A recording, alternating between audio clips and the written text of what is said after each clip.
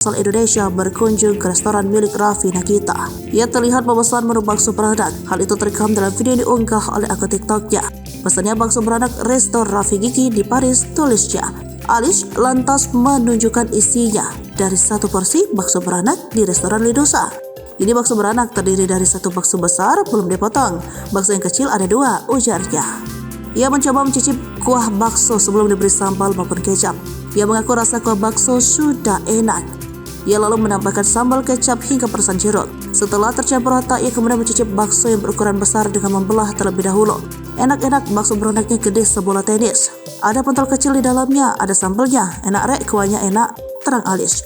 Belakangan terkuak kalau harga satu porsi bakso beranak di Lidosa Paris adalah 28 euro. Jika dirupiahkan, maka harga satu mangkok bakso beranak di restoran milik Raffi Ahmad dan Nagita Slavina adalah Rp477.000 alias hampir setengah juta.